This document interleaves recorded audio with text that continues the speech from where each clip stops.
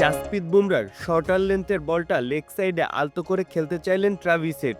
Proper টাইমিংয়ের অভাবে তালুবন্দী হলেন নীতিশ কুমার রেড্ডির বিশ্বস্ত হাতে। এতেই বিরল এক রেকর্ডের মালিক বনে গেলেন বুমরা। 20-এর নিচে গড়ে টেস্ট ক্রিকেটে 200 উইকেটের মালিক একমাত্র তিনি। তার পেস তাণ্ডবে মাত্র 94 রানে 6 উইকেট হারিয়ে এখন ধুঁকছে অস্ট্রেলিয়া। ইতিমধ্যেই তিনি তুলে নিয়েছেন 4টি উইকেট। জাসপ্রীত বুমরা যেন ভারতের একচ্ছত্র সর্বাধিনায়ক। ভারতীয় দলে এত মেগাস্টার থাকার পরেও বারবার ভারতের ত্রাতা হয়ে হাজির হচ্ছেন শুধুই তিনি। চলতি বর্ডার গাভাস্কার সিরিজে ইতিমধ্যে নিয়েছেন 29 wicket. Perth, Adelaide, Brisbane, Melbourne ball হাতে যেন লড়ে যাচ্ছেন জাসপ্রীত একাই। মেলবার্নে টেস্টের প্রথম ইনিংসেও নিয়েছেন 4 উইকেট। লেবুর সুঘ্রাণ আরো বেশি, ত্বকের যত্ন আরো বেশি, চলে আরো বেশি। আপনার পকেটে কি বিদেশি না বাংলাদেশি?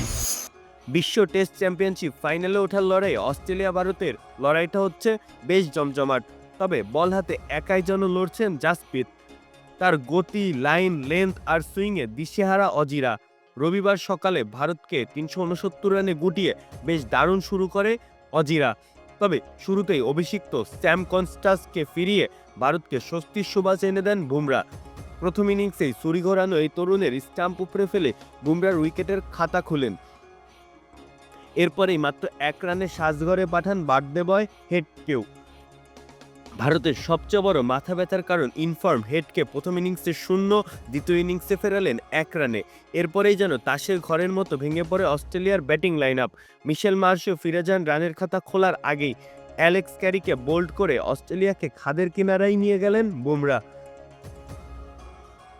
অস্ট্রেলিয়াকে স্বল্প রানে আটকে দিয়ে এখন জয়ের স্বপ্ন দেখছে ভারত, যার কারিগর the man, the myth Jasprit Bumrah. 2018 সালে এবি ডিভিলিয়ার্সকে সাজঘরে ফিরিয়ে খুলেছিলেন টেস্ট উইকেটের খাতা। এরপর থেকে তার উইকেট উৎসব চলছেই। দেশ বা দেশের বাইরে সবখানেই চলছে বুমরার জয় জয়কার।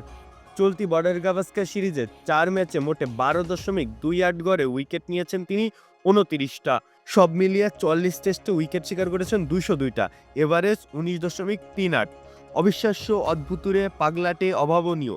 কোনো বিশেষণ দিয়ে কি আসলেই ব্যাখ্যা করা সম্ভব বুমরার এই অতিমানবীয় পারফরমেন্স? মাহফুজ আহমেদ, খেলা 71।